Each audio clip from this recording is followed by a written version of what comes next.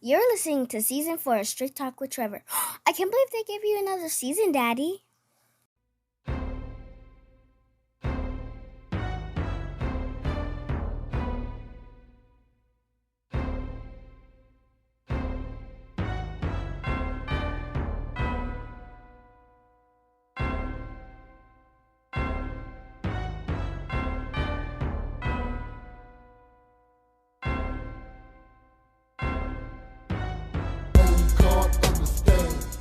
When I cannot sleep at night, when I do more wrong than right, I truly know that only God understands. When I'd rather be at home, when I'd rather be alone, I truly know that only God understands. When my heart is feeling cold, and I feel it in my soul, I truly know that only God understands. When I'm feeling so depressed, and I'm dealing with distress, I truly know that only God understands. While I'm yelling and rebelling, look, I ain't gotta tell him. I truly know that only God understands. When I do it by myself, I don't need nobody help. I truly know that only God understands. When it's hard for me to smile, and I haven't in a while, I truly know that only God understands. When it's hard for me to laugh, I ain't even gotta ask. I truly know that only God understands.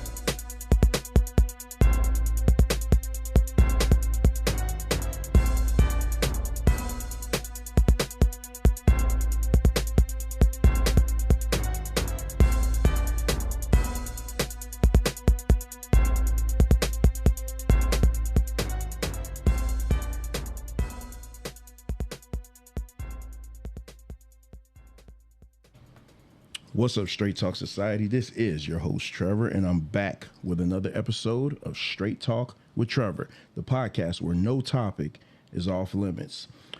First of all, I want to get this right off the bat. I appreciate you guys. I don't know what happened, but I thank you guys for it. It was only maybe a day or two ago that I posted that we reached 2,000 listeners. And at the time of this recording, we are 30 listens away from 3,000. When I started this show in 2020, I said if I got 50, maybe 100 at the most, I would be happy. But now we're about to hit 3K. I know this show right here tonight is going to put us over 3K easily, no problem. So I appreciate the Straight Talk Society for that. I really thank you guys for the continuous support. And tonight I got a show for you. I've always said that anybody had any problems with anything I said, just reach out to me. You can come to me and you can challenge me on anything I said. Nobody has ever done that until now. So I recently got a call from one of my partners, a loyal listener of the show, and he was like, I really love your show. I love the cadence of the show and everything. And I'm sitting there and I'm like, damn, I can't. Okay, what's next? I'm waiting for the butt. You know what I mean? I'm waiting for the other shoe to drop. And he said, but I got some pushback on something you said. I'm like, so what's up? He's like, I got some pushback on your statement that you make in a lot of shows where you always say that the black woman is the closest thing to God on earth. So today, and the thing is too, my guest came in all the way from Atlanta to get this smoke. So sitting across from me in the studio is my boy Wayne. What's up, man? Hey, what's going on, man? So you're here. I'm here, man. Finally, we're here.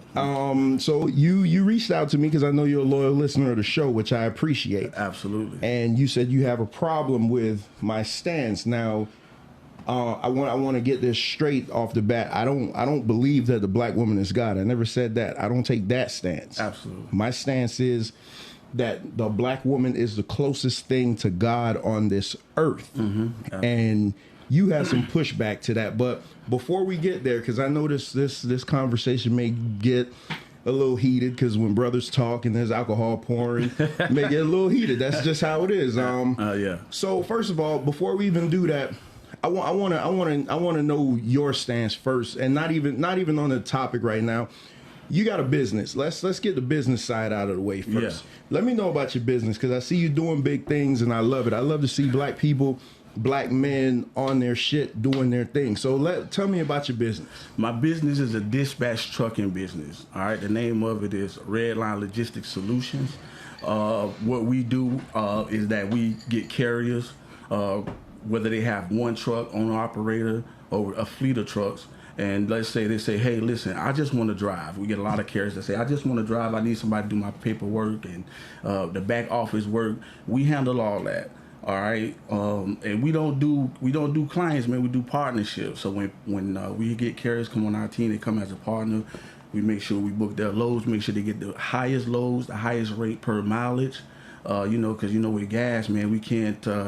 You got to make sure you get your money's worth when you're getting on these roads. So we right now, that's what we're doing. We're booking carriers, booking owner operators, doing all their paperwork, making sure that they're whatever schedule they want to do. We make sure that we book their schedules. We take care of it all. And then eventually we're moving into buying our own fleet. So I have a meeting tomorrow, actually, a business meeting tomorrow with one of my investors, and we're going to go into talking about buying a fleet, both of us, getting into buying 1 or 2, 3 trucks at one time. So what made you get into that? I've been in the trucking business over 15 years. I've been driving over 15 years, CDL, Class A.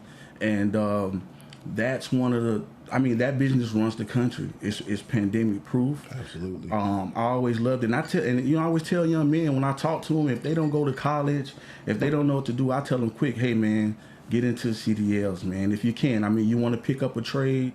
I don't have a problem with plumbing, electric. Trade is a trade, but I tell look, CDL is a good field to get in. It's great money coming in. It's not expensive as far as going to school. In the future, I'm giving you some exclusive stuff in the future, man. I'm with my business, I'm scaling it to having a part of the business where I'm gonna do training, people who want to get their CDL classes and their licenses and everything, have that part of the business and get that going as well in the future. So 15 years of trucking. And I know truck drivers make good money. The majority of the men in my family have done it or are currently doing it. Mm-hmm. So you decide. So you still drive? I still drive. So the red line is what, part-time right now? Yeah, that's my part-time, and I'm full-time. Actually, I tell people all the time, my career is part-time.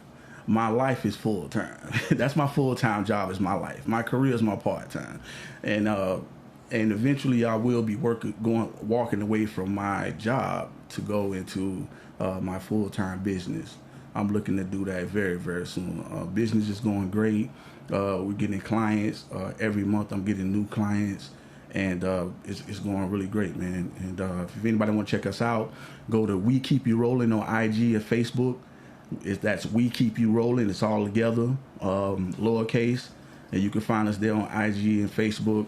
And anybody got any questions, they can email me at VernonMcWhite@RedlineLogisticsSolutions@gmail.com. And or they could DM me at We Keep You Rolling on IG or Facebook. Any questions, I'm there to answer it. So I want to get back to that for a little bit. You're for the driver then? Yeah, absolutely. Because so my field, I've been working the same place for 20 years. Mm-hmm. And we reach out to a lot of logistics companies to move freight for us. Absolutely. But it's not really carrier friendly. It's more so with us, we just want to get our freight at the cheapest rate. So for you, you're more carrier friendly. Yeah. To get the most money in the carrier's pocket. Yeah. Yeah, you guys really deal with the brokers most of the time. So me and the brokers, we talk. Okay. So what happens is the brokers, you will get with the brokers and say, hey, listen, move our fleet at this rate, this price, and then the broker would email me, and say, hey, you got a driver, I got this freight I need to move. It's this many miles, this much per mileage, and if it's good, we'll say, okay, let's make it happen. If it's not, I'll try to negotiate the rate, and then we go from there. You know what I mean? So, and you already gave your contact info and everything. So you see how I did that so slick because I didn't want you to get mad and walk out of me. Absolutely. So you family, man. So I let you go ahead and plug the business. I appreciate that. I see you got your jumpsuit on and everything, man. I came prepared, man. And it was good. It was the perfect outfit because I just got off the plane not a couple hours ago. So, right off the plane into the studio. Let's talk about that real quick. How big is it to brand yourself in business? Like, because I'm of the opinion, for me, I don't wear. So you'll never know what I'm wearing. Yeah. Put it that way. If I had on Michael Kors or whatever, you would never know, because I wouldn't have it plastered all over me, because I look at that as free advertising. Right. But I look at you have your business logo all over you, because it's your business. Right. How hard is it to get to say, now, my friends that I've gone to school with, my friends that I've known, my family members, to now turn around and wear your logo? You know what? When they see you pushing, a lot of times when you go to people and say, "Hey, buy my shirt," sometimes they go, you'll get family and friends that will want to support you automatically. I haven't did that. I did this for myself. I bought it for myself. But when they see you working, they see you pushing, they see you striving, they see you succeeding, people will want to be a part of that. And then once you see it and once you put it out there, people will buy into it. And I always talk about also what's important too is marketing. It's like with your face, you know what I mean? Put your face out there. Content is important. Anything's revolving around your content. I mean, I'm going to put more content out there more and more, whether if I talk to my customers and I sign a new contract with a customer, or we don't sign a contract, I get a new carrier, say, okay, hey man, let's do some content in front of your truck. Let's talk about how I just signed you up, talk about the business and your experience with us.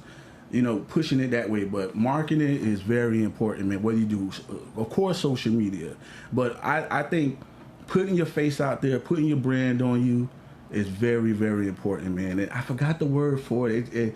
It's marketing. It's called it's image marketing. It's yourself. So do you have a marketing team? Like, how do you do your marketing? Do you do it all by yourself? My girl, man. Okay. See, like with me, it's me and my wife. Like literally, it's just me and my wife. Hey, shout out to my girl, man. She is amazing with marketing, dude. I look at her and I'm like, look, you really have a niche in this marketing thing. You know what I mean? And she does it. I mean, if you go on my IG page, she does all my pictures. My wardrobe, everything. She does it all, and the angles tells you what to do. Just she's a whole team in herself. But eventually we're gonna grow, man. But she's a beast. That's awesome, because I like with me, I have my wife, man. I just tell her my vision, and then she turns around. So anything you guys see related to the podcast, she made it. Yeah, like I'm just a dude with the microphone. Yeah, she did amazing with that post, man. When you sent me that post, I was like, wow, this is amazing. Yeah, man. She gets in that Canva and just does the damn thing. I'm not there yet, so. All right, so I want to read you a quote. Yeah. And then we'll go on from there. Okay. The most disrespected person in America is the black woman. Mm-hmm. The most unprotected person in America is the black woman. Mm-hmm. The most neglected person in America is the black woman. Mm-hmm. That's from Malcolm X in 1962. Yeah, I remember that. I remember he said that. So when you call me and you say, hey, Trevor, I got some pushback on your stance against the black woman being the closest thing to God on earth, we have to keep quantifying that so they know what I mean, because I'm not saying the black woman is God. Right. I'm saying the black woman is the closest thing to God on earth. Absolutely. Just like Jesus was supposed to be the earthly representation of God, I think that the black woman is the closest thing to God on earth. What in me saying that do you have pushback against? First of all, let's get this. I want to get this out there, get something clear. I love black women. All right. I think black women are amazing. All right, because we take things out of context in the black community. Mm-hmm. You know what I'm saying? We lead with our emotions. You understand? So this is two black men talking, and the black community is not used to black men speaking up and telling their side of the story. So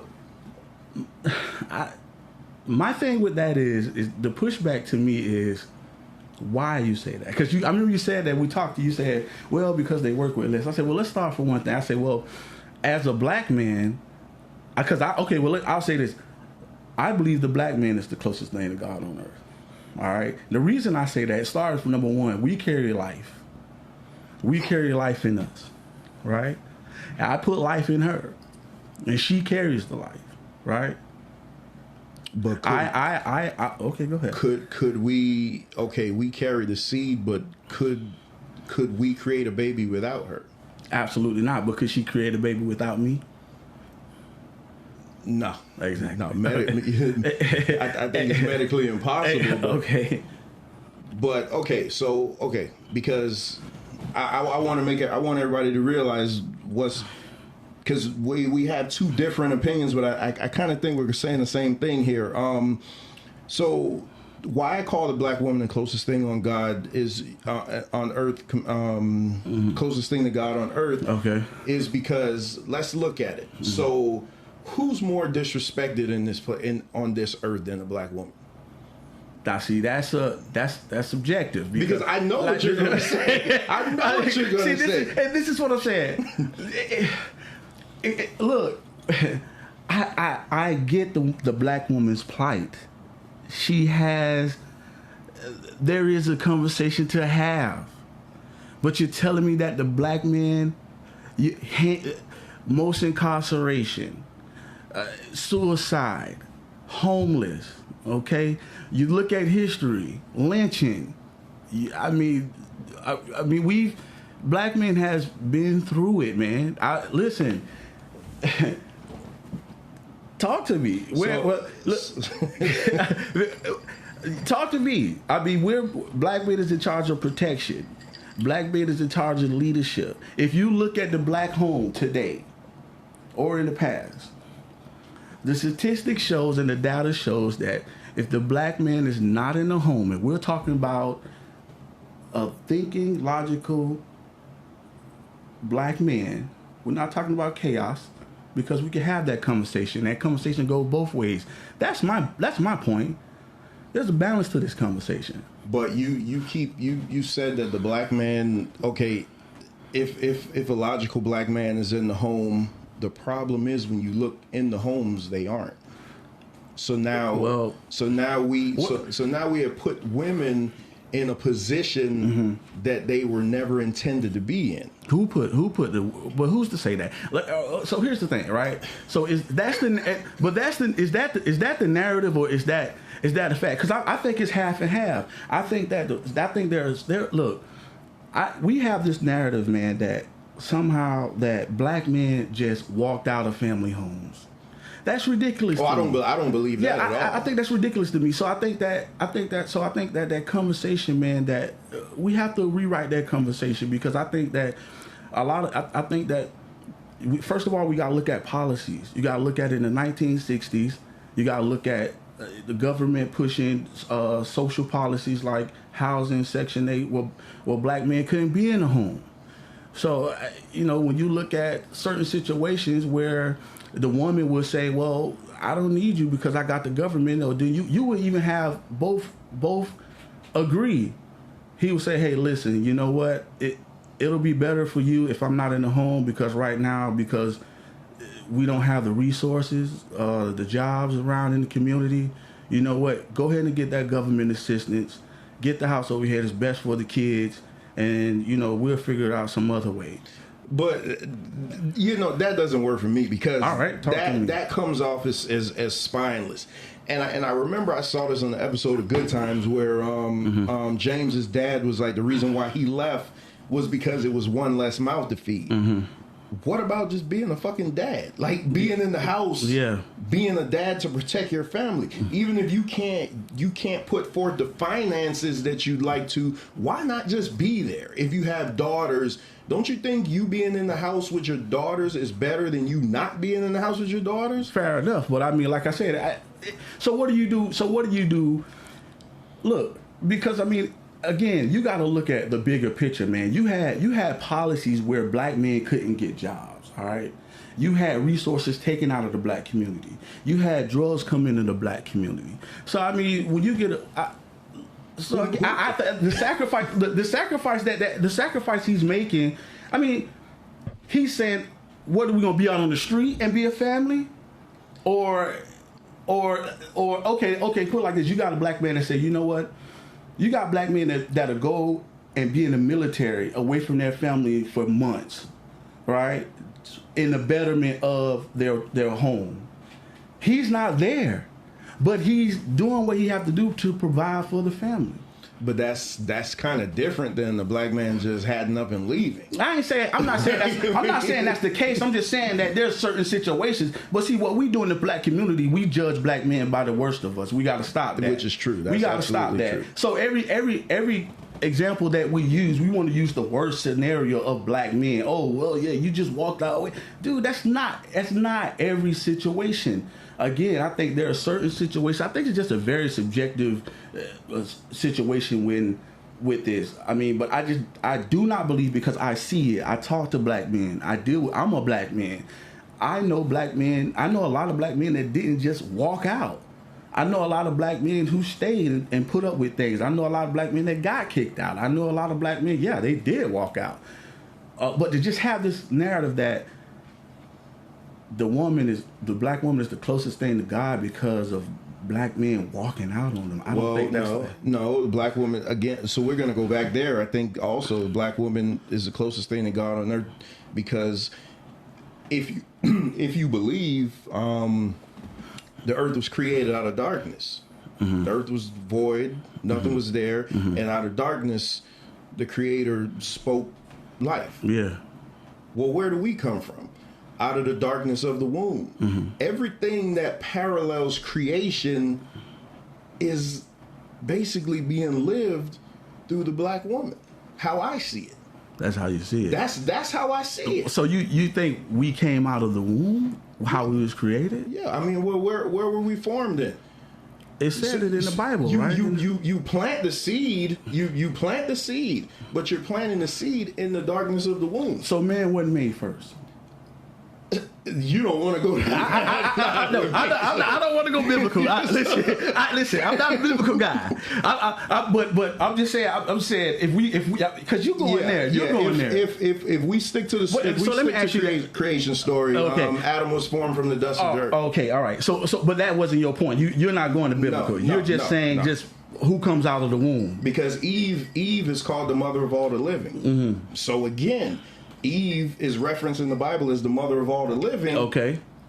The black woman, the giver of life. But who's giving her life, though? Who's giving her life? Who's giving her life? Who's literally walking around with life in them?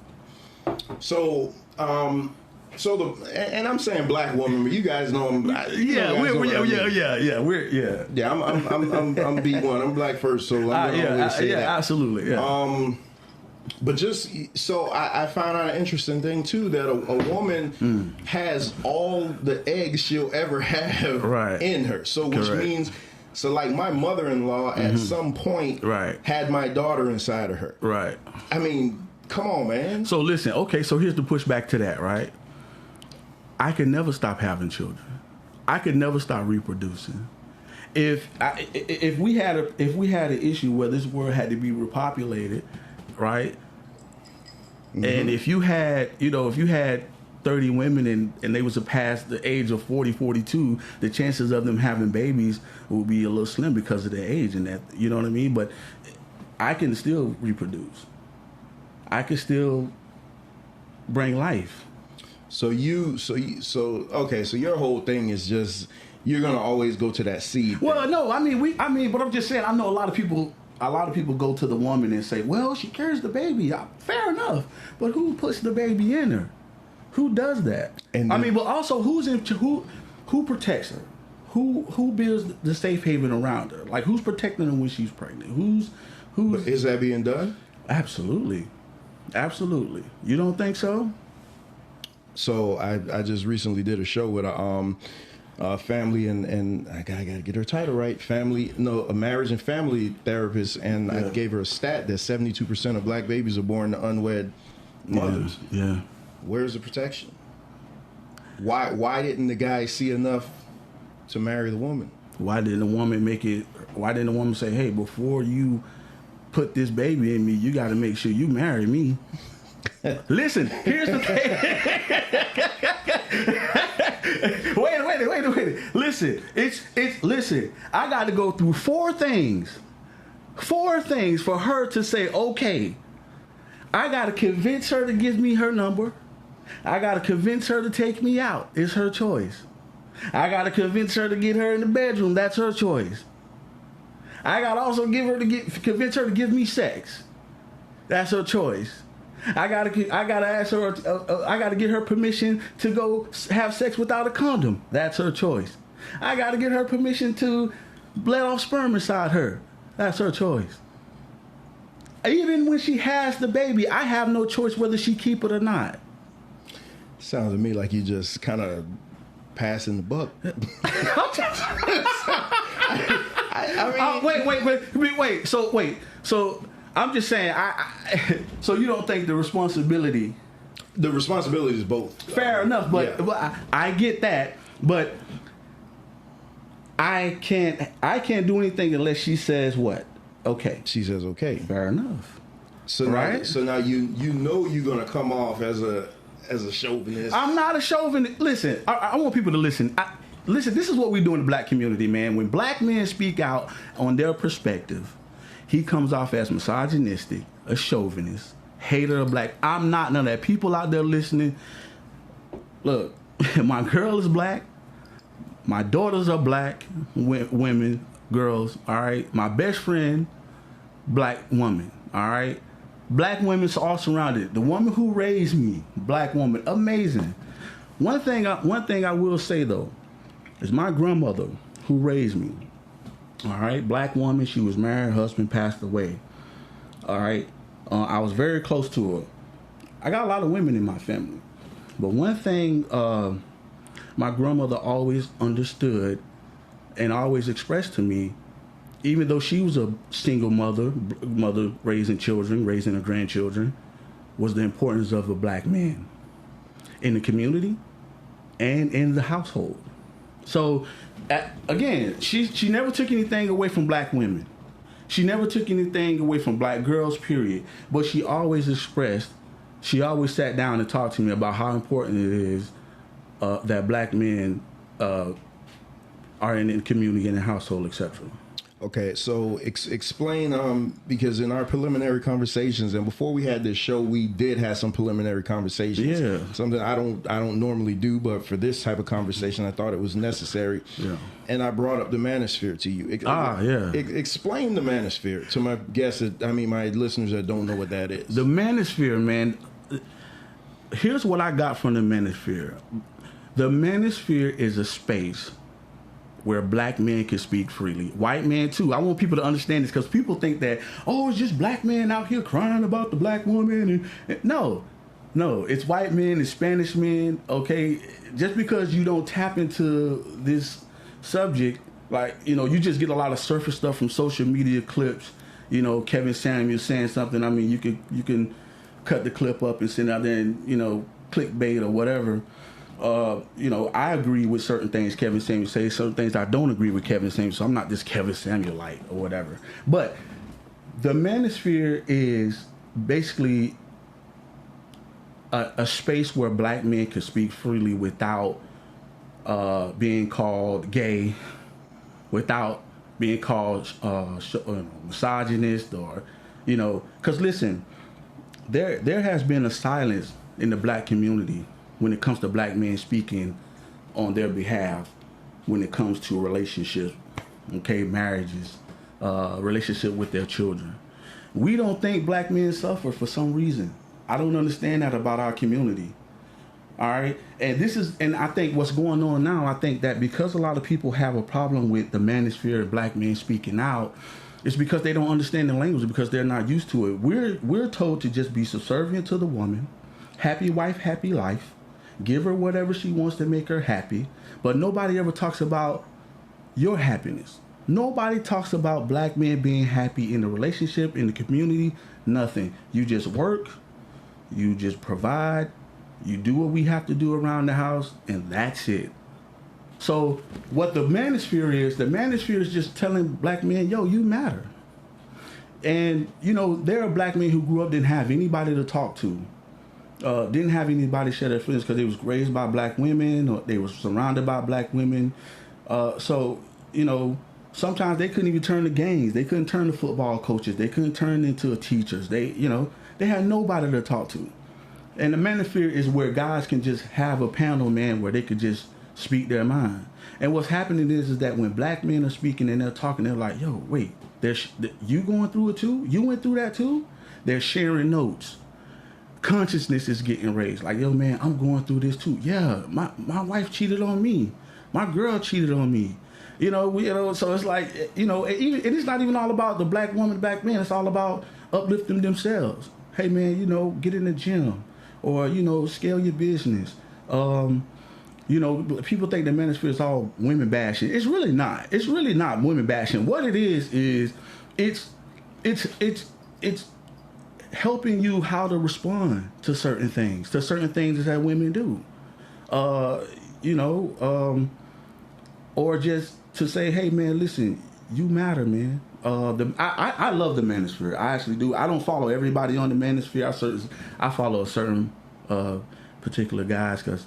So I think I was recently introduced to the manosphere not too long ago, and it's a wild space. Mm-hmm. I mean, because in some forums you have like the women bashing. Most of the forums that I see is just women bashing. I get away from those, man. I get away from those because I'm not into the women bashing. I'm more into like more higher conscious of teaching like black male studies. And that's a lot of people got to do in the black community. We got to do a lot more of black male studies, man. And we got to look into. I was in Atlanta real quick. I was at home in Atlanta in my bed. I'm watching the news, all right? And there was this part of the news that came out where the numbers in domestic violence amongst black men are growing, men period, where they are the victims a lot of times, where the numbers are rising, where the woman is the aggressor. You know what I'm saying? And I was like, whoa, I would have never thought they would do a piece on that. You know what I mean? So it's just I think that it helps black men understand a lot about themselves, man. And I think we need that outlet. We need that outlet, man, because all the negativity, I mean, you got to think about policies that's been pushed against us because of the narrative of deadbeat fathers, child support, alimony. You look at all these policies that's been pushed against us. I mean, this is what I'm saying when we talk about, well, this is why I go back to your narrative of the black woman. Look at what black men had to do. We had policies, political movements against the black man because of the narrative of deadbeat dads. Just period. Right? I mean, you can. So the deadbeat dads don't exist? Absolutely, they do. I mean, you're a listener to my show. You know how I go hard against deadbeat dads. Absolutely, there are. Are there a conversation of deadbeat dads to have? Absolutely. So let me ask you a question. What makes a woman wifey material? That's a good question. My opinion, what makes a woman wife material is a woman who, of course, carry herself. I mean, that's the surface stuff, right? I mean, but again, that it depends on what you want, because some guys like a little promiscuous in their woman. They like a little sexiness, you know what I mean? And that's okay. But as long as she know how to handle it when she's in a relationship with you. Some guys like a little bit more meek back. But when you boil it down to a rule, right? The wifey material, a woman that's wifey material is a woman who wants to know what makes you happy. Not makes you happy her way or how she made another man happy. You know, some women come into a relationship, and I always call it the scrambled eggs theory. You have a conversation and the woman says, "You like scrambled eggs?" The guy says, "Yeah, I like scrambled eggs." "Oh, okay, well, I scramble my eggs like this and like that." If she does it and she cooks it for him, and he say, "Well, wait. I like scrambled eggs, sweetheart, but I like a little cheese and onions in my scrambled eggs." And she said, "Well, wait a minute now. I scrambled your eggs. Ain't nobody else complaining about the scrambled eggs. So why you don't like my scrambled eggs?" "Okay, you know what? You just ungrateful." "Baby, wait. I just like my scrambled eggs scrambled my way. Learn how to do it my way." I tell women all the time, I think if women do that, a lot of women would win in relationships and in marriage or just in dating when at some point make it about the guy. It's not always make it about yourself. So I think wifey material is a woman who studies the guy that she's dating, find out what he likes, and do things that he likes and makes him happy, and that should make you happy, because here is us as men. we're like this, man. We are amazing human beings. We give, dude. Nobody gives like men, especially black men. There's no human on earth like the black man because we are the most subservient of all. We will give. Here's a black man or a man, period. If you get, I tell all the time, a black woman, if you give, I'll speak in plain here. If you give us 3 apples, we'll give you 7, right? We don't, because it don't take a lot for us. Just give us what we ask for, and we'll give back to you abundantly. Because I believe it trickles down. If we're happy, everybody's happy, I believe. That happy wife, happy life is BS. Yeah, that's bullcrap. So you've been married before? I've been married, yeah. How many times? Twice. Oh, you've been married twice? Yeah. Would you ever get married again? Absolutely. Why? Man, marriage is beautiful. I think a relationship is beautiful. Well, if it didn't work the first 2 times, why do you think it's gonna work again? Man, you keep trying, man. You keep trying. You keep trying. Now, I don't think I'll ever have kids again. So hold on, I want to go back to this marriage thing because so what? And we're not gonna get personal. No. Yeah. Why do you think your marriages didn't work? First of all, how long were they? The first one was short-lived, probably about 1.5 years, and then my second one was short. Yeah, about 2.5, almost 3 years, I think. So when people normally get married, they don't go into marriage saying I'm only going to be married for less than 5 years. Yeah. So what was your mindset going into the marriages? My marriage was, you know what? It was the okay. Here's the thing. At the time, it seemed like the right thing to do. And I mean, that's something that I wanted to do. I believe in family. You know what I'm saying? I believe in unity. I grew up in that. I grew up in, even though my grandmother raised me, but I grew up in, pushing for family. You know what I'm saying? With the church and stuff that I attended, they was big on family. So, and I always wanted that, you know what I mean? And I always thought that was always great for myself. And that was just a goal that I always wanted. The reason that I didn't work, I would say that it was my fault.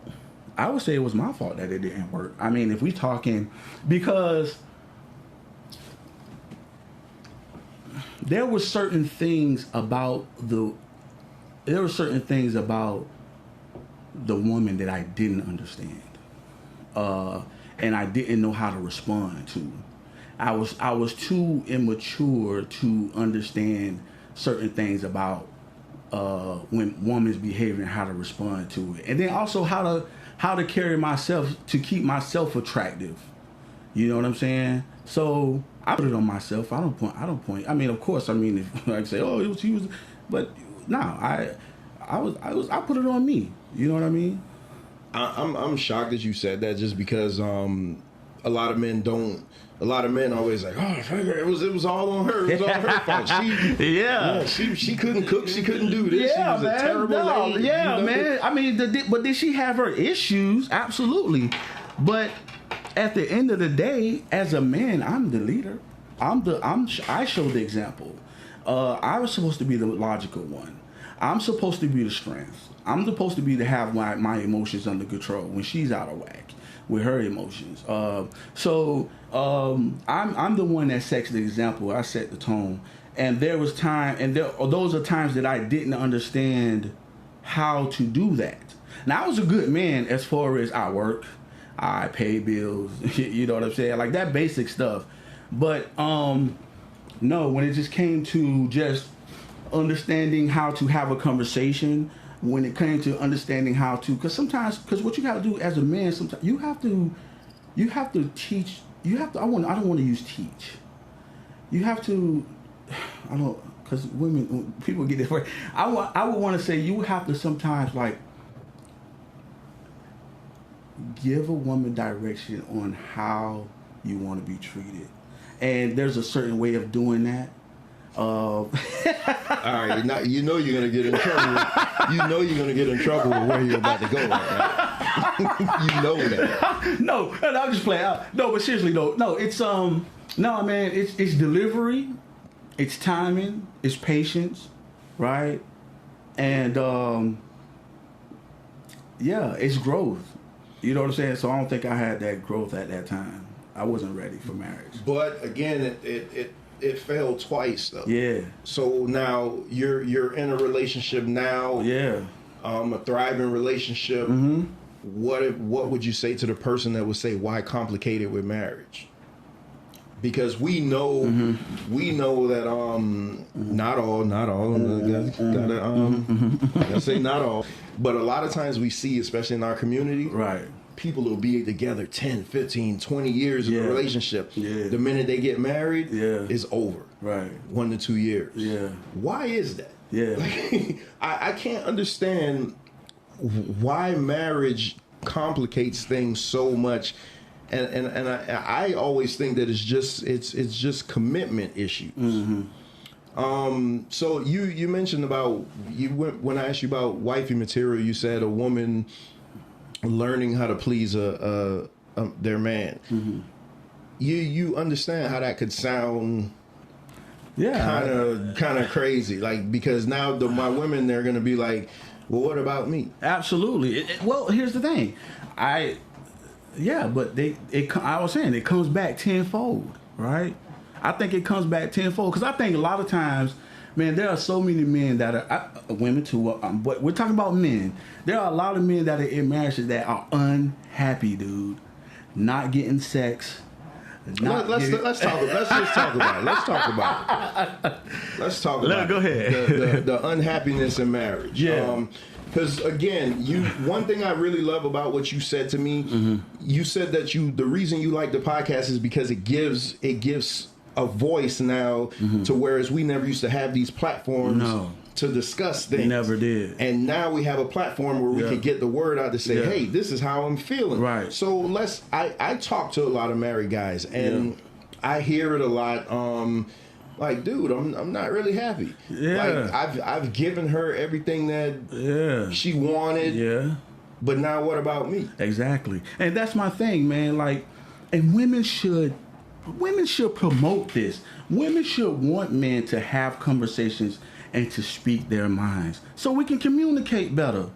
All right? All the conversation has been one-sided. Listen, man, that's why I say, black men, if you're in a relationship, if you're in a marriage or you're dating, you have to make it have an understanding that even to yourself that your happiness comes first. And you have to somehow explain that or communicate that to your partner. Not in, hey, I got to be, look, man, look, is there certain, you can do it with honey, all right? You can do it smooth. Hey, baby, listen, baby, come here, let me tell you something. I love it when you rub my shoulders like that and you tell me how's my day. I love that. Keep doing that. You know what I'm saying? That makes me, you know what I'm saying? Instead of, we're always, hey, what makes you happy? What do you like? What do you do? No, baby, this, you know what? Absolutely, I want to know what makes you happy. And I'm definitely going to give you that tenfold. But this is what I like. And then if it stops, if you get in a relationship and it slows down, you go to your woman and say, hey, baby, 2 years ago, baby, you was jumping off the dresser, heels and thongs. What's going on, sweetie? And let's have that conversation instead of just, you go up to her, she's like, no, I ain't doing that. I'm tired of the kids. I work. Well, look, baby, let's sit down and have this conversation because this is what I need, okay? Women, I want women to understand is that, listen, give your man what he needs so he can go out there and come back and be the man that you need. How can he be the man that you need if you ain't giving him what he needs? I understand you're tired. I understand you got to work. And this is where I get on black men. Black men, this is your fault because if you're not communicating your happiness to your wife or your woman and you're sitting there in misery, it's your fault. It's your fault. Pull her to the side and talk to her. Get somebody to watch the babies and go get a hotel or something. Now, if the woman still just continuing on, okay, you just can't turn it around. You got to kind of say, hey, look, it's time to put this marriage on the line and this relationship on the line because I'm not getting what I need, and I'm doing everything. I'm working. I'm bringing home. I'm taking you out on dates. Okay, what is it that I'm not doing that for some reason you can't jump off the dresser like you did 2 years ago? Okay, so let's look at this. Back in the 60s, as we touched on it earlier. Yeah. So back in the 60s, when the families were in the black community were together the most, the man worked. The man worked. The woman stayed at home and was the homemaker, and they were having babies like crazy. So they were having sex all the time. Now things have changed. Right. You have the man and woman working now. So the women do use that. I wouldn't say an excuse, but they do use that. I'm tired. I work just as hard as you. So could you say that it's our fault that we put them in a position now that they have to go work, whereas back in the 60s they didn't have to do that? So now they can turn around and say, well, if you made more money or if you did better in career choices or whatever, then I wouldn't have to work and I wouldn't be so tired. What do you think about something like that? Number one, don't sign up for marriage. Don't sign up for a relationship. Okay? Do not do it. Do not ask a man to be monogamous, but yeah, you're not giving up the draws. Okay? Let's start there. Okay, all right. Do not ask a man for marriage. Do not ask a man for a committed relationship if you're not ready to give it up when he wants it. I get it. Life happens. Absolutely. This is what I'm saying, black women. I'm for you. I get it, sweeties. But understand that as black men, we want sex, and you want sex too. Sex is important. Stop it. All right, make a little time for me. Look, baby, look, sometimes just lift the leg up and I get in there and I'm in and out. Nothing wrong with that. I'm fine. We ain't got to do the whole porn star thing. Just give me what I need, a little bit here and there. Set a schedule for it. 2, when you talk about working, and both working and paying the bills, and it's like that. Black men, okay, if you're listening, if you're able, okay, if you're able, because here's my thing, I changed my stance on 50-50. At one time, I understood, I get it. Where I'm at today, I do not think a woman and a man should go 50-50 on bills. I believe if black men, if you are able, I understand things are expensive, I understand, but let me break it down. If you are able to take care of something, at least cover the essential bills. What I mean by essential bills, basic bills, mortgage or rent, cable, electric, and Wi-Fi. Okay, now if you can't cover that, I understand that things are expensive. I get it. Get the biggest bill. Go to your girl tomorrow. Black man out there, if you're listening, go to your wife, go to your girl, especially if she's a good girl. Now I'm talking about good women. You got a good woman at home. Okay, she's doing everything that she's doing. You got a good woman at home. You go to her, black man, and you say, hey, babe, you know what? I'll get the mortgage or the rent. Just cover that. That takes something off of her instead, okay? Because women, they'll throw it up in your face, man. 50-50 will come up. That's why I don't recommend that men do 50-50. I get it that it's tough, but I would say some men can provide, some men can make it happen. I know you can't pay all the bills, but I would say if you're able, get the biggest bill. Here's why: because women are different than men. We got to be careful what we put on women, man. And we can't put all that on women. You want to put as less as you can on women. And not saying that they're weak and this and that, but I'm just saying it's just that, man, they're different. They're not us. So, and I think when it comes to that, I think that connects, that does connect with the sexual, that's, because see, I believe attraction is more important than love. I told you that. I think we talked about that. Attraction and like is more important than love. And I tell black men, and even myself, I have to tell myself, we want to stay attracted to our women. How do we stay attracted? Women love a boss. Women like a man who's a boss, number one. First thing I think a woman is attracted to is confidence. A lot of people say money and things of that nature. I know some guys with money who ain't got no confidence. Women run all over them. Confidence, number one. All right, confidence, all that comes with wisdom, but confidence is number one, and just and able to provide, whether you have your own business, where your job, you're working 9 to 5 every day, whatever it is, but when you go to a woman, there's nothing sexier to a woman than going to her and saying, babe, I got it. There's nothing more attractive than that and saying, babe, I got it. Because all the things, but nothing more attractive. So I think to kill that argument with the woman, back to the 50-50 when she's saying, oh, well, how am I going to give you sex? I work, I'm paying the bills like you. Okay, babe, you work, fair enough. You got your full-time job, I got my full-time, fair enough. But the mortgage, rent, I got it. If you're able black men, I guarantee you things will change if you go to your wife or your girlfriend and say, hey, babe, I'm going to cover the biggest bill, which is the rent and the mortgage.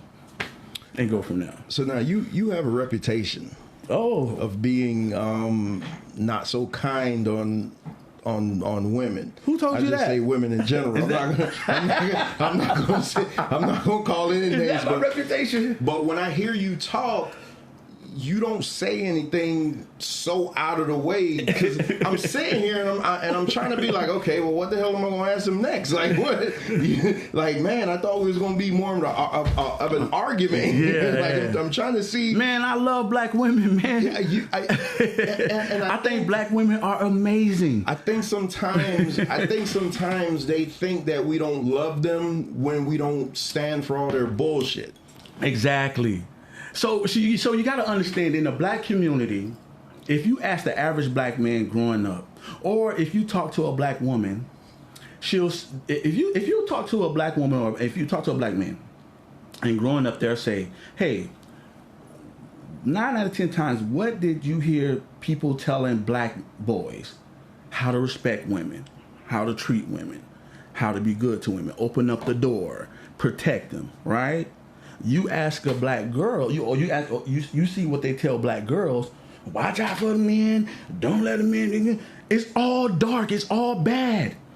We're off the bat. We're enemies. And I get it. It's a protection. I get that conversation, but give us a good side too.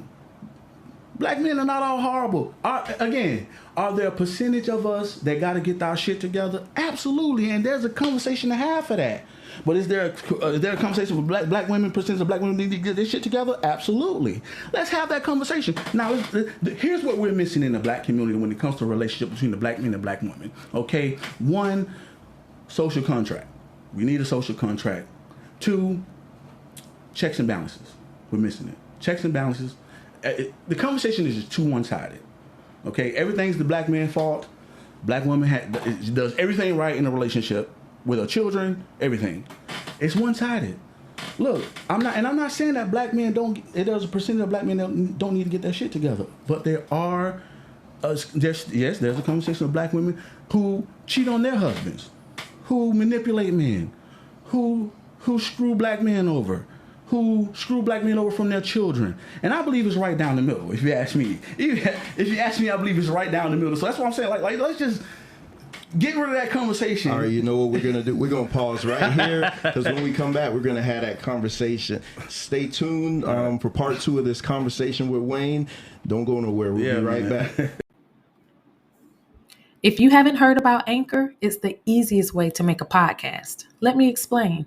It's free. You heard me, it's free. What's better than that, right? Anchor also makes it easy by giving you creation tools that allow you to record and edit your podcast right from your phone or computer.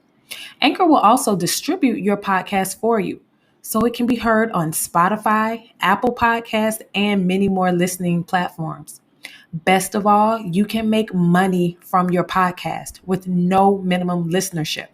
It's everything you need to make a podcast in one place. Download the free Anchor app or go to anchor.fm to get started so that your voice can be heard. And we're back. So in studio, I got my partner Wayne all the way in from Atlanta. If I didn't mention that, he did fly in all the way from Atlanta for this interview. So we left off talking about we needed to have the conversation about black men and black women, because like I said, you have a reputation, whether it's warranted or not, where people feel like you don't really care for black women. So let me ask you this question. In terms of the black man and the black woman, where do they stand in your mind on the pecking order? Are they equal, or does one stand above the other? They're equal in value. So you think they're equal? They're equal in value. They're equal in value, but they're different. Biologically, they're different. Their thoughts are different. Parenting is different. Work ethics is different. The way they approach certain things is different. But equal in value, absolutely. Here's the thing.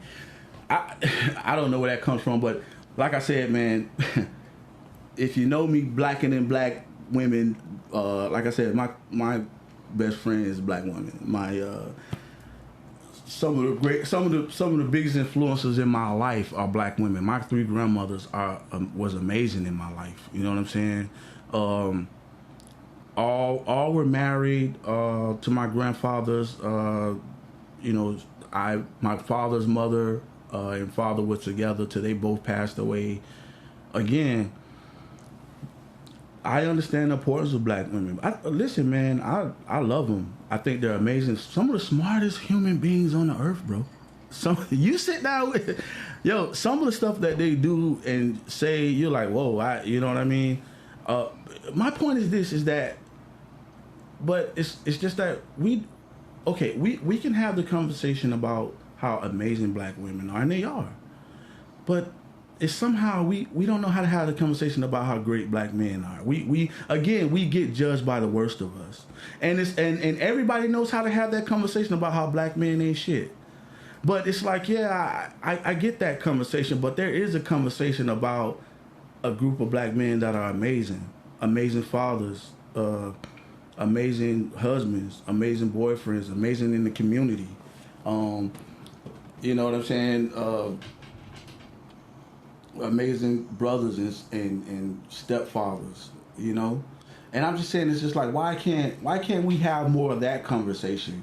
Why is I get it if you was hurt by a black man in a relationship, I get that, you know what I'm saying, but I mean, I just find it it's just that in this community today, I mean, this is why I push for black men having their own platform, and that's just the problem now. Now, what's happening is black men are having their own platform where they're speaking out and telling their side of the story. But what's wrong with that? Why is that considered misogyny? But when black women have the talk, The View, or Tyler Perry movies, or What's Love Got to Do with It, or Color Purple, we all stand and praise, and I get that, right? I'm for it, right? I'm for it, man. I'm for protecting black women. I'm for it. We can't have a conversation about black men, though. So Straight Talk Society, you guys know how transparent I am, and I would be a hypocrite now if I sat here and said that I didn't agree with what he's saying, because in all my shows, I talk about the only way we could get forward as a community is if the black man gets back in his rightful place. And here's a guy who comes in here with a reputation, whether it's good or bad, warranted or not, but he's telling you, first of all, hey, I love the black woman, but what about us? So I asked my audience, what about the man? I did a show back in season 2 called Come Out of Your Cave, where I said how women don't hear us crying. They can't understand our language because we don't speak the same. No. Now, I'd be a hypocrite now if I sit here and hear this guy literally championing everything that I've been saying in my shows. I just can't do that. I guess you may say I've been flipped or whatever, but I can't, because I don't think anything I've heard him say so far makes me think that he has any hatred for the black woman. But what he is saying is, hey, don't forget about the black man. So what do you think about the divesting crew, the black women leaving the black men for the white man? Yeah, I've been hearing that a lot. That's a new thing now that's going out. I'm okay with it. If you want to leave and you want to if you want to date outside of your race, feel free to do it. Don't do it because black men ain't shit. Do it because you want to try something new. And look, black men has never been threatened about at least that I know. I know some guys who think different. I know like B1s and black nationalists. They may think like the Dr. Umars and stuff like that. But the average black man is not worried about that. I mean, black men are one of the most wanted men on the earth as far as relationship and desire. We're the most desired men in this country, on this earth. I mean, come on. I mean, all type of coaches would fantasize about being with a black man. We're handsome, athletic, charming, swag. Name a human being who got swag like a black man. Because I say this, I don't know a woman that got a shape like a black woman. I love listen. I don't know no woman got a no one. I don't know no woman that got a shape like a black woman. They like to buy it, but they not born. They with gotta them. buy it, but they ain't born with it. You understand? So I want to fire off a couple of questions to you. Yeah, go ahead. So here's a statement that I saw, and it says, "Too many men are used to seeing their mothers do it all and expect their woman should do the same thing too." Mm-hmm. What do you feel about that? Yeah, I mean, sometimes I think that I think that that's why black men need to be in the home, or if black men are not in the home, I think that black single mothers should try to find those black men mentorships, male mentorships. I believe in male mentorship programs, man. I always said one day, man, if I ever ran across a whole bunch of money, which I probably will, I would definitely build a black boys mentorship program and black men mentoring young boys. But yeah, that's one of the effects of growing up in a single mother home. We take on that that some men take on that needy spirit of their mother clinging to them. But a lot of times the mother does it. The mother. Sometimes if you get with single women and they have sons, man, the sons is the husband of the house. Let's stay right there. It always comes up in all my shows. I don't know why, but the son husband. Yeah. So you have these single mothers raising these boys, and they treat them like their husbands. Yeah. Oh, he's my king. And Yeah. they dress them like each other and stuff like that. I think that's disgusting. Like, I look at it and I'm Ladies, you got to be careful with that. You got to be careful with that, and I understand that. And you know, they don't do it maliciously. You know, the intent is not to damage the boys. They just doing what they know. They're doing the best they can. Man, black women are amazing. They're doing the best they can. You know what I'm saying, when they're raising these young boys, man. You know what I'm saying? And it ain't easy. You know what I'm saying? So that's why I say, if you can, get them in the mentorship program. Try and get them in some sports. Get them around black men. But yeah, man, because that damages the boys, man, when you treat them like that. Because they can't get off that. they can't get off the titty. They can't get off the titty. I don't know what to say, but they can't get off the titty. I know some guys like that, and then they're horrible. They're horrible when it comes to other relationships, and they can't grow from that. You know what I mean? So you haven't had a chance to listen to my latest show with the therapist? Nah, I haven't. I listened to a couple clips, man. So you heard the clip where I read the letter.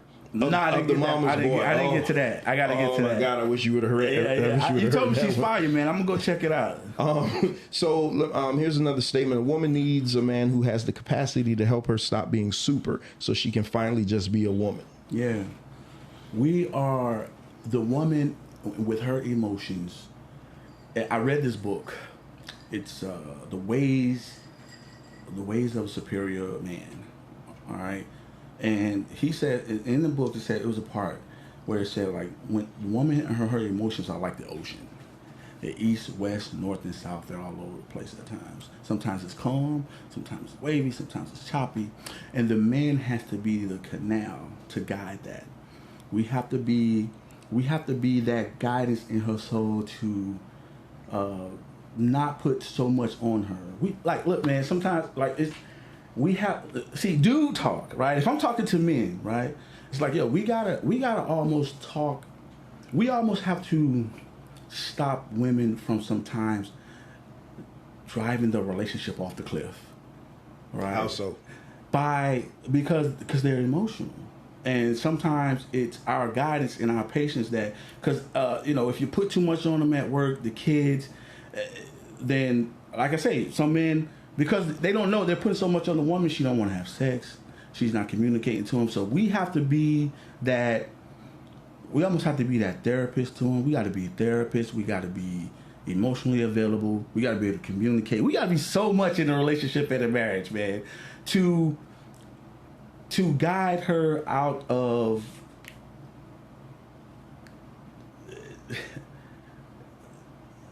I want to choose the right word for it. They're gonna blame you. They're gonna talk shit on you anyway. They're gonna do it. They're gonna do it. That's what I'm saying. I'm trying to say it where, cause see, I'm getting into dude talk now. Hey, and I want people out there to listen. If you're listening, there's two conversations. There's men talk, and then there's dude talk.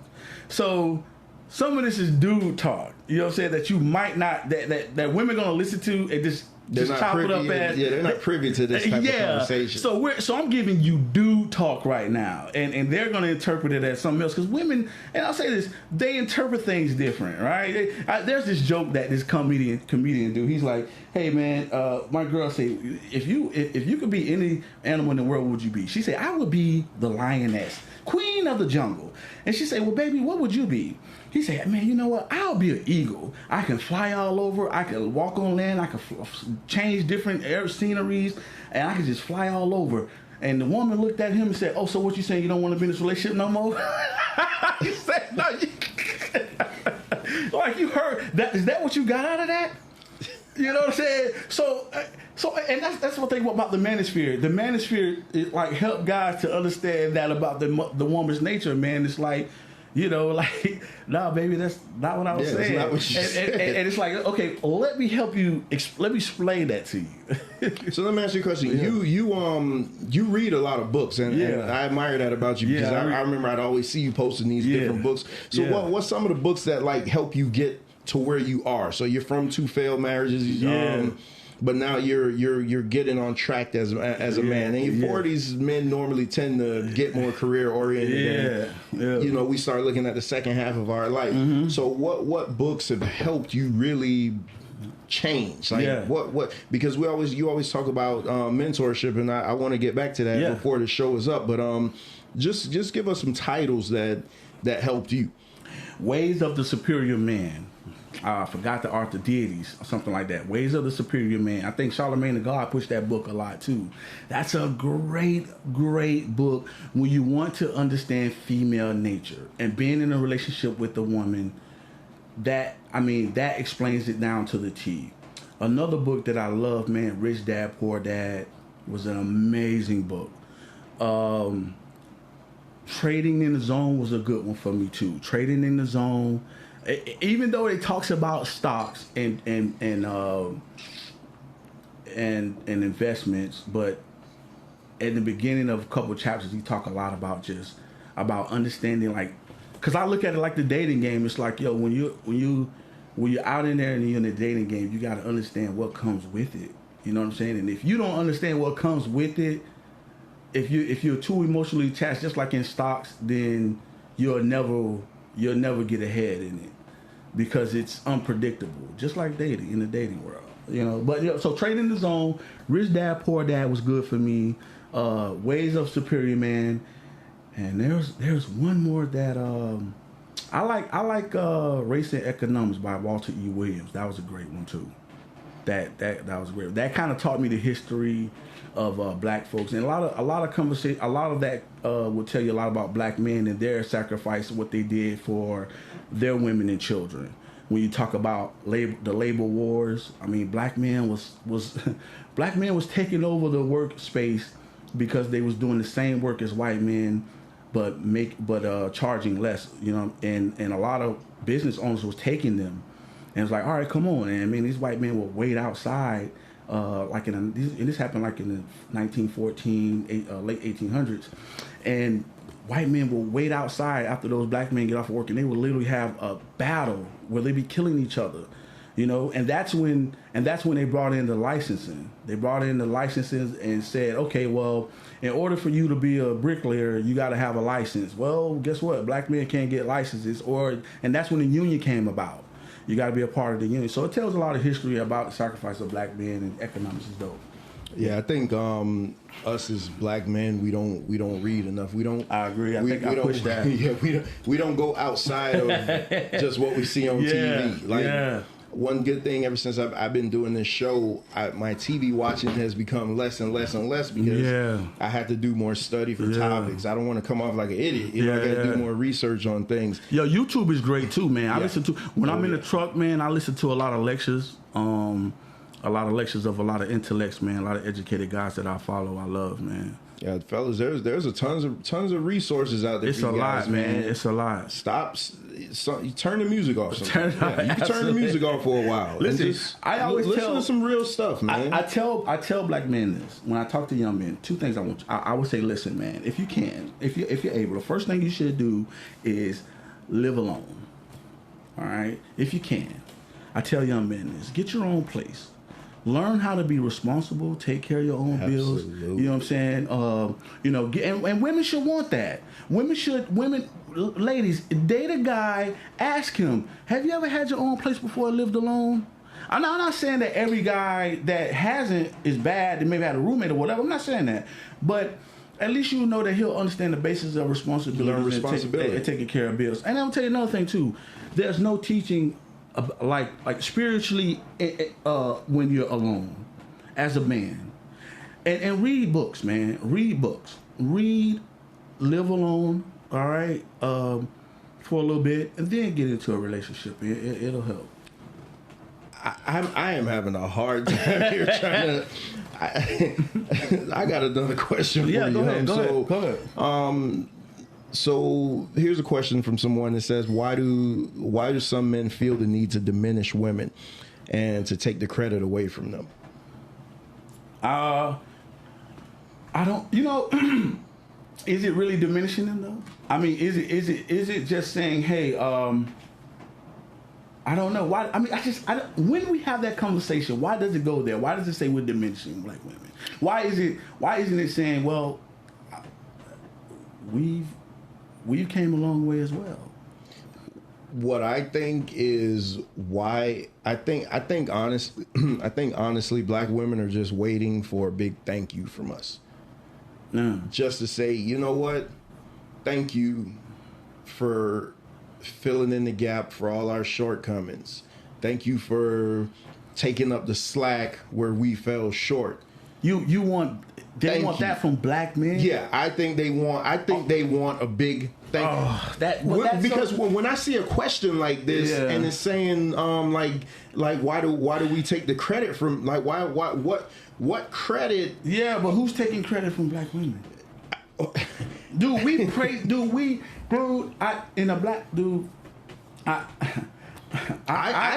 praise the black women. I'm telling you, what? Dude, there are men that will kill about a black woman. There are, dude, I just believe that I can't get off of that. We just continue getting judged by the worst of us. It's almost like white supremacy. It's just like, it's almost like it's like, there's a book called, I haven't read it, I started reading it. It's called Black Body, White Face. Okay? I forgot the author name. I think that's the title, don't quote me on it. It's Black Body, White Face. And it's like sometimes in the black community, we look at black men as white people do, as white supremacists. It's like, are we that racist against our own black men? Now, I get it. I absolutely get that we have our shortcomings. Black women have their shortcomings too. But why is it that every conversation that we have about black men, it's the worst of black men?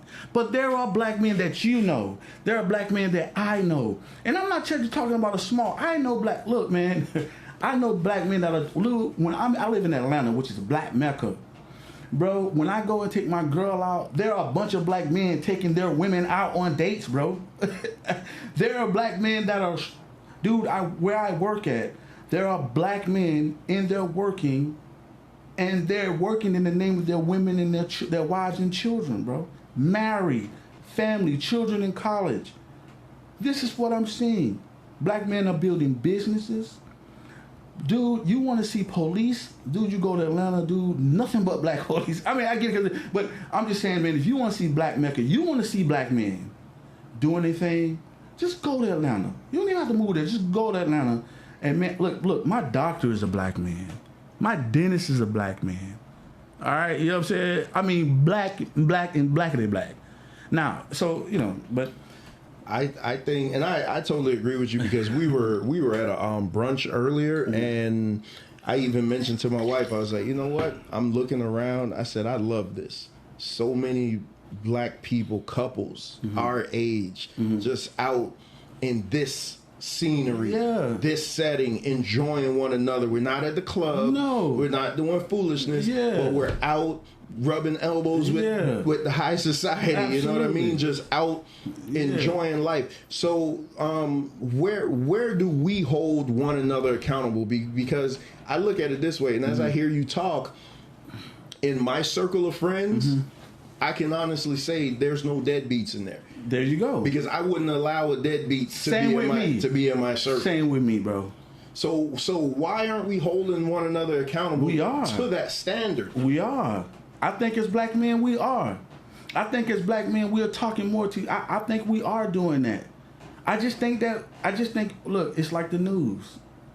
It's a narrative, and the narrative is just push that black men ain't shit. Are there a percentage of it? Yeah, I don't think, but all, absolutely not. Stop. But I just think that everybody's comfortable with saying black men ain't shit because people put their personal relationships in the conversation. Okay, I get that, but let's just take that out. It's just here it is. Ready? When you come to divesting, right? Ready? Here it is. Ready? We talk about, black men marry white women when they make it famous or whatever. Well, now wait a minute. Now let's look at the numbers. The majority of black men who decides to get married marry black women. That's just data. Yeah. So whether it's 30%, whether it's 40%, 40% of those black men who decides to get married marry black women. So again, but it's the narrative. So we turn on television and we see Kanye and we think that that's all black men, and we gotta think. I mean, is education teaching us how to think? I value thinkers sometimes more than I value somebody who's educated. I value thinkers. I value somebody who can think, who can critically think, versus somebody who went 4 years college degree. Because I've had conversations with people with 4-year college degrees. I'm like, I'm finna trash you in this debate, and I got a high school diploma in the CDL, and I'm finna trash you in this debate, and you got a 4-year degree because you're not a thinker. Really? I get asked this question a lot to men. So I'll ask you: Did you face any childhood trauma? See, okay, because, and I got to kind of switch this question because I thought your thinking was one way, but the more I hear you talk, it's not. Did you face any childhood trauma though that would make you kind of feel like you were superior to women, or? No, man, absolutely not. I had a great childhood, man. I grew up, like I said, when my grandmother raised me, man, I grew up in the neighborhood, friends. I grew up a regular boy, man, playing video games, riding bikes. I wasn't physically abusive or verbally abusive by any women or anything like that, nothing like that. I was raised by an amazing black woman who also would have conversations with me about how important it is to have a man in the house or in the community. You know what I'm saying? And that conversation was always balanced. And that's my thing. My whole perspective is this. It's just, let's bring a balance to the conversation. Now, let's have the conversation, but let's bring a balance to it. Like checks and balance. Like to me, the conversation is just one-sided. Again, when we're talking about black men, we're talking about the worst of us. Everybody's coming with their personal issues and their personal experiences, and I get it. But I think it's both sides. I know black women who cheated on their husband. I know women who treat their husband like shit.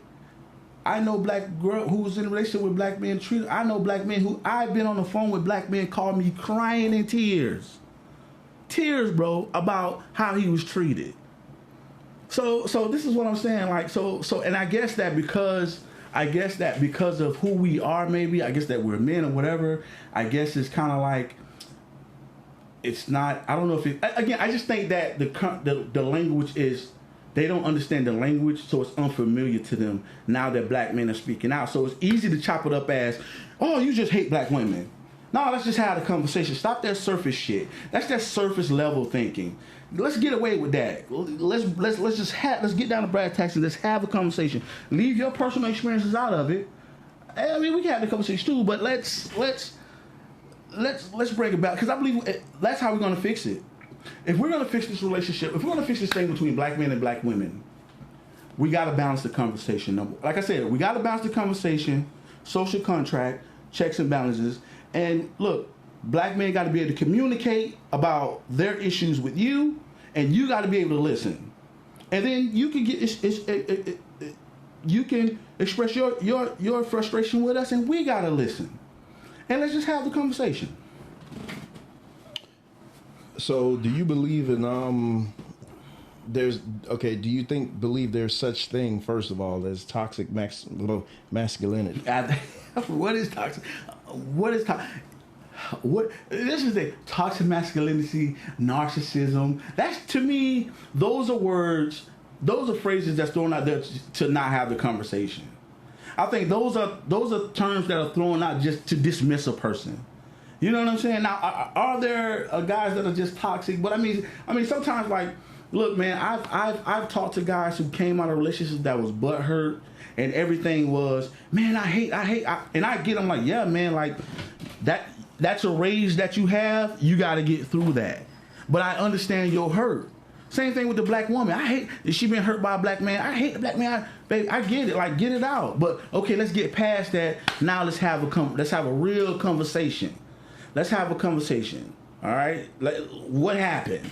Well, you could have did this a little different. You know what I'm saying? Like, accountability. I was in Clubhouse one time. I was on a panel. I said accountability. It's like, oh, we're doing away with the word accountability. And I bet a man said that. Both of them. We're doing away with the word accountability. Listen. Nothing's changed. The only things have changed is culture. That's it. Black women and men have not changed biologically. The only thing that changes is culture. And now, here's what's happening now. For the first time in centuries, women and men are operating in the same space. And we got to figure out how to operate in the same space with each other. We're working at the same jobs. We're at the same clubs. We're at the same lounges. We're doing the same. They're driving trucks. We're driving trucks. They got their podcast. We got our podcast. But we just have to figure out how to operate in the same space. You know, you're right when you talk about just our space, and a lot of times we could be judged prematurely. Oh yeah. Because like when this whole manosphere thing came out, I didn't know anything about it. All I heard was, oh, you got your Tommy Sotomayor's and your Kevin Samuels, people like that. Right.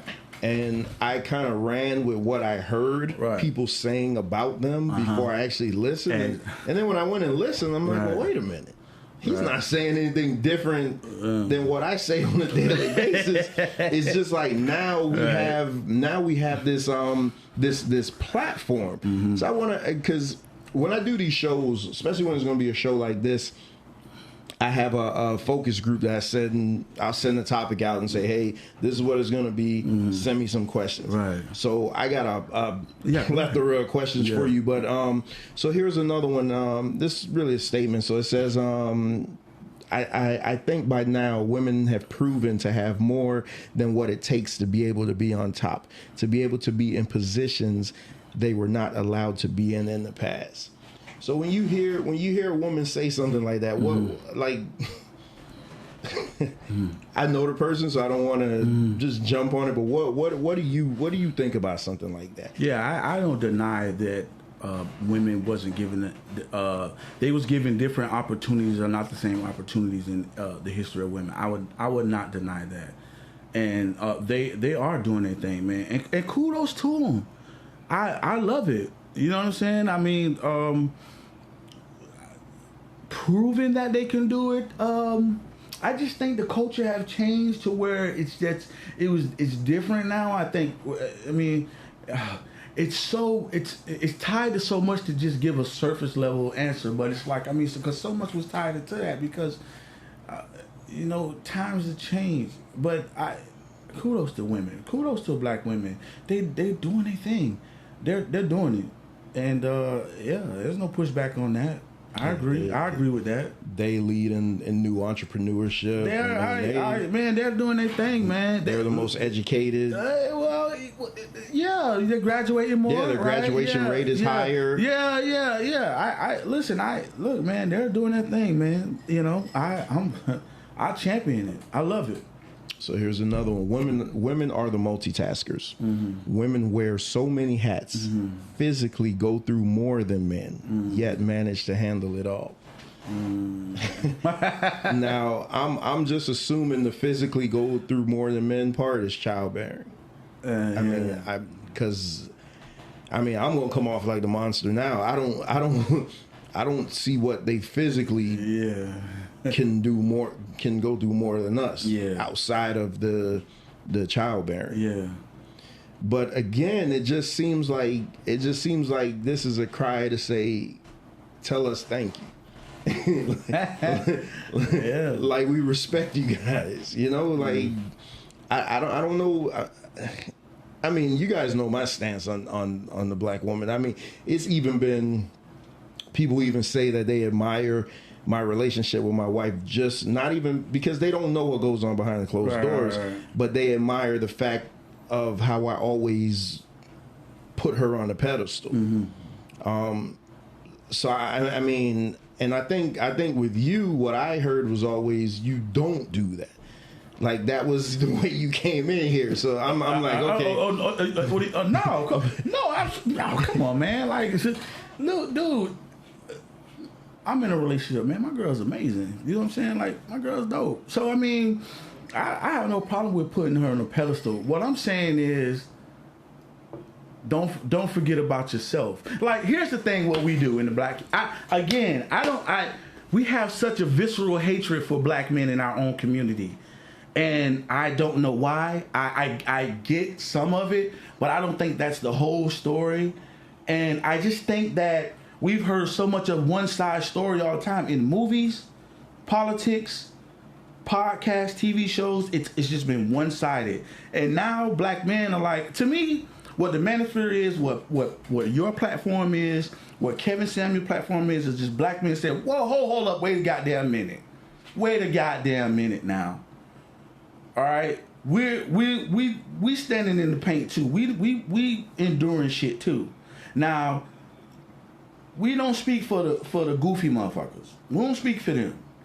I get that. We're not champion for them. They need to get their shit together. But there are some look, there's also a group of black men that's doing their thing, man, with their families in the community. Look, man, I've been in mentorship for a long time. When I go out there, those black men are not getting paid. Those black men are out there with those boys, teaching them a sport, and they're not getting paid for it, and they're putting their time in. I talk to a lot of family men, businessmen. There's a group of black men, I want to say St. Louis, who, like, I think is a pastor at a church where he has a group of black men and they come to school every day and they like greet children, make sure they go to class. You gotta look it up. They greet children, make sure they go to class. I saw that. Yeah, you know what I'm saying? So, I mean, it's just that I think that we got, look, here, I'll make it short. We got to do better. We got to do better in black male studies. Do better in black male studies. Google it, YouTube it. Just because the conversation is just one-sided, man. So you think we bear the responsibility? We bear the responsibility. We take a lot, man. Because I mean, well, we could easily say, well, my family's straight, and then close the door. No, well, but as a black man, I think it's important that we take the initiative to go out there and say, hey, you know what? Hey, young little homie, no, that's not the way to do it. Mm-hmm. Let's do it this way. Because you talk about mentorship. I've said on this platform a couple of times, I do want to get to a point at some point where I could the Straight Talk Society also branches off into a mentorship for young black boys because these boys now aren't like we were growing up. I mean, you see these boys now, it's a totally different monster. And I think a lot of it is sometimes they just need a damn hug from a man. They don't know what it's like for a man to tell them, hey, I'm proud of you, or they've never had a man affirm them before. And I think we need to, as black men, man, that have some semblance of your shit together, needs to just don't be selfish. I mean, you take care of your own kids and everything, that's fine, but reach out to another kid, man, and just grab them, man, because if not, those are the boys that's going to be dating your daughters. Right. Those are the boys that's probably going to be sticking you up when you get older. Well, you know what, and also as we got to invest more in black boys as a community too. You know what I mean? We got to do more because I believe if you fix the kings, you fix the kingdom. You know, so we got to do more investing in programs, man. We got to do more. We can't just do football and basketball leagues. You know what I'm saying? We got to do more, man. And I get it, like, I get it. Everybody's working. Everybody has their own family, man. But we gotta get these black boys. And I'm just talking about black boys. I'm talking about black boys right now. We gotta get some of these black boys, and we gotta get them right, because it's going left. It's I don't know what's. I mean, if you want to kill a snake, you cut his head off. You want to kill any race of people, you cut off their ability to reproduce. That's what they did. They went for the black man first. I mean, if you study history, man, I think it's an all-out war. I think it's an all-out attack on the black man. Here's why I defend. Because it's always been a war against us. Now, we can go in history, we can talk about other things, but then that's a subject for another day. But it's always been an attack on us. This is why I push back on that because it's always been an attack on us. Because if you take us out, you take away here it is. You ready? Here it is. Black man, it was a black woman was in prison. White man's the warden. White man comes up to the black woman and says, I'll give you whatever you need, all the resources you need, if you give me what I need to keep him inside here.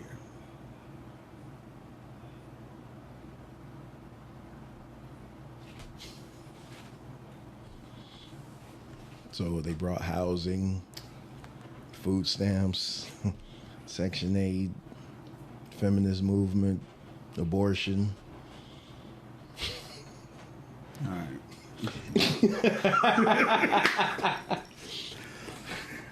Well, that will get deep, but that's.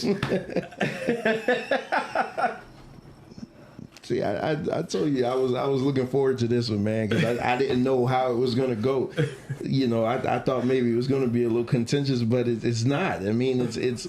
I love this guy talk. It's like, I wish you were local so you could join some of our men's roundtable, man. I thought about. I want to get in on that. If I can do it remotely from Atlanta, there's a way to do it. If it's a way to do it, I would love to get on it. But I want to get on that panel, man. I definitely want to get on that. So, I got a letter. I introduced this last show. Straight Talk have the audience write into me. So I got a letter, and I want you to read it and just give me your thoughts on it. Well, with the time that we have left. So it says, and again, this person remains anonymous. You know what gets me though? This is it. So you know what gets me though? The thought that maybe, just maybe, if women stop caring so much about what men say about them, true or not, it does not define who they are as, let's say, professionals. Why is it that women feel like they need to defend themselves? If they stop caring so much, it would take the power men still hold against them. For instance, why does it affect women so much when a man calls her a whore? Why is sleeping around celebrated amongst men but criticized when it's women doing it? Independent of whether she's single or not, it still casts a sinful and shameful shadow on them. If women stop listening or paying attention to those slurs from men, If the women stop listening or paying attention to those slurs from men that can't fathom a woman in power or making her way to the top, we would be on top. I don't understand why women have to come out and defend themselves. Nah, let me talk. The minute we as women stop letting that affect us and stop defending our integrity or lack of it, because men can be whores but women can't, that's when we will silence them. It's like the bully scenario. Once you stop caring what they say or make fun of yourselves for the same thing they make fun of you with, you take away their power. So basically she's saying so basically it's like if they can be whores, we can be whores. Is that what she's saying? Well, why is it? I guess she's saying like, well, why is it that we get scrutiny for sleeping with a lot of people, and men don't get scrutiny for sleeping with a lot of people? Is that what she's basically saying? I guess what she's saying is that we've come on the same playing field now, but we still have this one thing against them. Like, we can use our words to tear them down and call them whores and stuff like that, and then them caring about it causes them to kind of shy back and say, okay, I'm feeling shameful and stuff. Whereas with us, if they call us dogs and stuff like that, it's not gonna matter. Okay, but here's the thing, right? Again, this goes back to nature, right? Again, we're equal in value, but we're different when it comes to nature, right? So a woman, so it's the same as them calling us broke. We don't want to be called broke or unable to provide, right? That gets to us because I think it's it's just the nature of the game, right? I think sometimes I think women want to move like men. So like, why can't I? He can sleep with a lot of people. Why I can't sleep with a lot of people? Well, you can. I don't have a problem with that. But but after that, the nature. Sorry, baby. Every man don't want a woman that's been passed around, just like a woman don't want a broke man. That's just the nature of the game. Can we just? I mean, like, why are we getting away from nature? Like, why are we so? Here's the thing. It's just everything's about social approval. Why? Like, we're just getting away from the nature of the game. Look, I am absolutely fine with a woman. I'm fine with TLC saying she don't want no scrubs. Scrubs can't get no love from me. All right, fair enough. But all right, because I believe in free speech. I want you to be able to speak your mind, say what you feel, because I want to be able to say what I feel or what I think. Not feel, think. I like to think. I don't like to feel. So if you want to say that you don't want a broke man, I should be able to say, well, I don't want a woman who sleeps around. And now I don't have to lash out and call you a whore or nothing like that, but that's just me. I believe men control certain aspects of the dating game. Women control aspects of the game. I think women control access to sex. I think men control the access of commitment. I think women make the rules of the access to sex. I think men, they make the rules when it comes to access of commitment. I don't think a woman, so it's like, hey, look, I'm not going to commit to a woman who I feel sleeps around. You're not going to give a man sex or lay down with a man and commit to a man who doesn't have his life together, his finances together. Fair enough. So she says that it's like a bullying scenario. Like we're bullying. Oh man, come on. Using our words to bully them. I really, man, I think there are more black men out here who are, because we love sex so much, we dismiss a whole lot of stuff, bro. Yeah. Because we love sex so much. This is what I'm saying when it's like I don't get these when women talk. I'm like, yo, where y'all getting this from? Because we love sex so much. We love it. The power of the P is so amazing to a lot of men. We dismiss a whole lot. Women can get away with a whole lot for the simple fact that we love sex. We think about it every day, all day. and we'll do whatever it can. Yes, you can have this. Yes, as long as you know what I'm saying. So it's just like bullying. I don't know where that. I don't know. I can't. I don't know about that one. Well, so before I mean, I don't know. That's a touchy thing. Only because I wanna do service to what she's saying. And, right, me too. But I just don't. I think that she's basically hinting at the fact that once women stop allowing us calling them whores to affect them, then they'll be. But is that every black man? It's not, dude. That's a small percentage, dude. Like, where do they get it? Like, it's news. It's the narrative. Because I'm telling you, I know a higher percentage of men who literally love and worship the ground black women walk on. Literally. I do not walk out the door every day and hear a black man calling a woman a whore. I just don't see it. And you only really see that online. I was just gonna say that. or in the movie, or the rap music or something. You only see that in the music, and you only see that online. That's what I'm saying. I'm like, where is this coming from? Like, I don't know anybody that does that. Because I wouldn't allow that in my space. Exactly. It's just like, it's crazy. Oh man. So one other thing you wanted to touch on before I forget.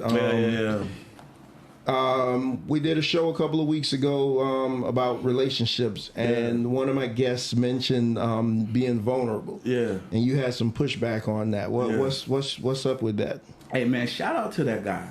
He made some real strong points. I don't want him to think that. Yeah, that was Harold, man. Oh, Harold, man, shout out. I don't know that brother. I heard about him. Yeah, I heard about him. I mean, I know of him, but I never met him. I don't know him personally, but shout out to you, Harold, man. You made some dope points, man. You know what I'm saying? But one thing I just wanted to push back on, man, I hope you don't take it personal. But shit, we have a conversation about it. You want to be careful about vulnerability. I mean, he was saying that, yeah, man, he was saying, yeah, be vulnerable, be openly vulnerable. But I just think we want to be careful with that. Again, that goes into the line of attraction to a woman. Right, I'm not saying that you can't be vulnerable, but you want to be careful about how you distribute it. You do not want to every day have something to complain about to your woman, crying to your woman, complaining because who she is. I'm talking nature. I'm not talking personality or nothing like that. I'm talking nature. A woman is not attracted to that. Oh, so you got to be careful about that vulnerability, man. So I would say I would tell black men who are in relationships, I know I'm gonna get pushed back on this, but man, look, I would say take most of your vulnerability moments and your conversations to a man, your friend, your father, a mentor, whoever it is as a man you can open up to. I say take those issues to him and you let it out. Sometimes it's okay to be a little vulnerable, but just, man, be careful with that because one woman is attracted to strength. Yeah, she wants you to open up to her, but be careful about how much you put on her. So I want to, because I want to stay there, but I want to read something to you. So guess what, Straight Talk Society? I'm going to get that siren soon because Trevor is going to the Bible.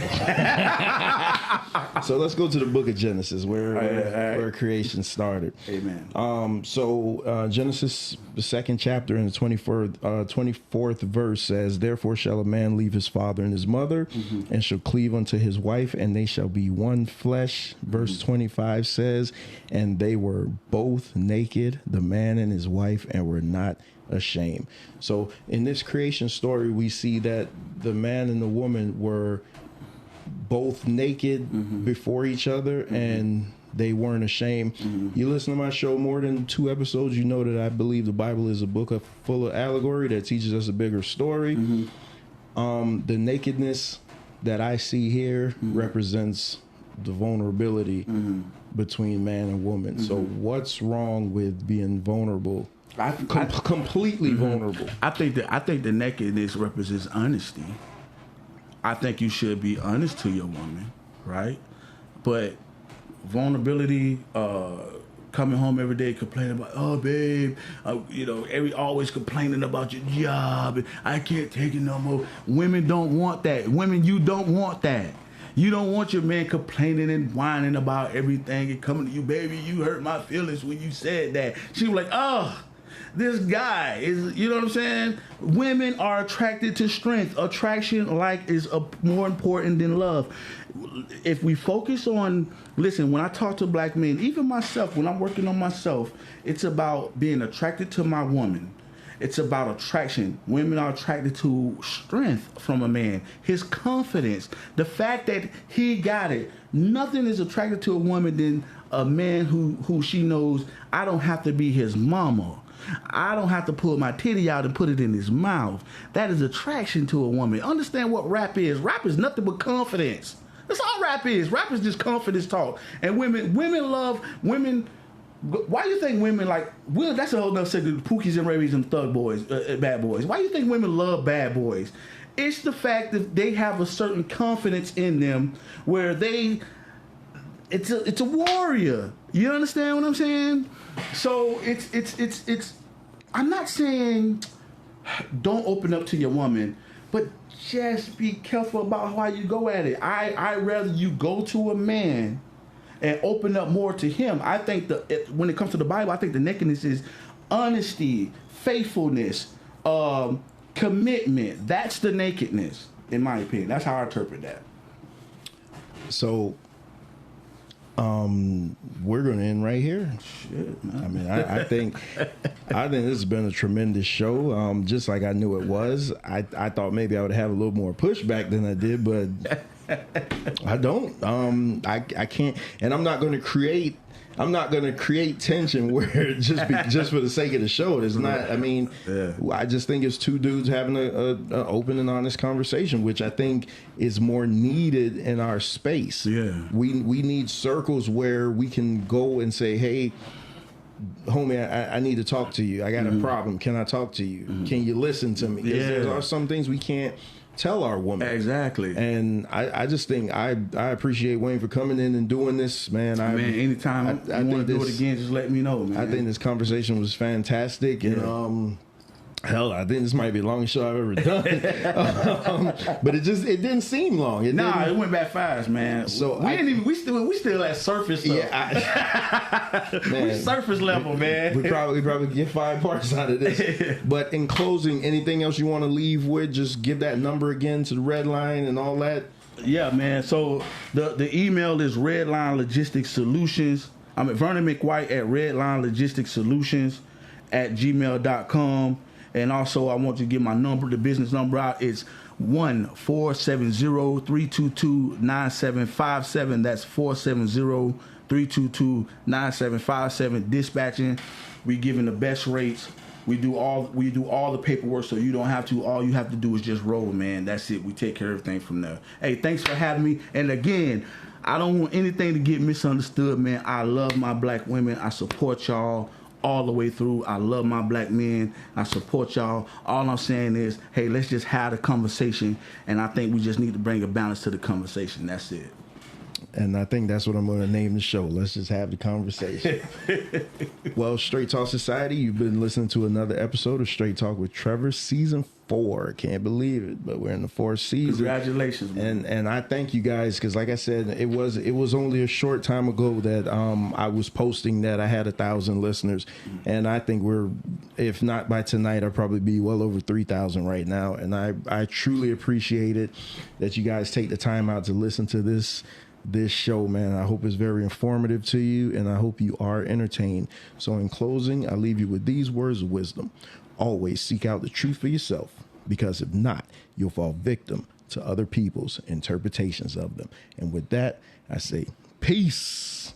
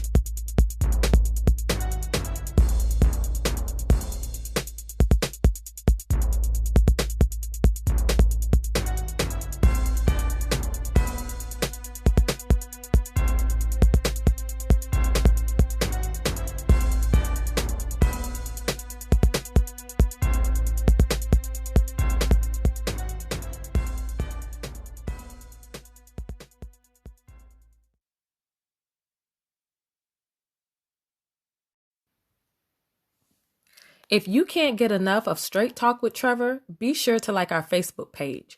You'll get page-only exclusives like links to early shows and behind-the-scenes video footage. You can also participate in polls that might shape future shows. The best thing about our Facebook page is that's where you can get in direct contact with Trevor. You can also leave show topics, reviews, or even request to be a guest on the show. Again, like us on Facebook, and thank you for your continued support.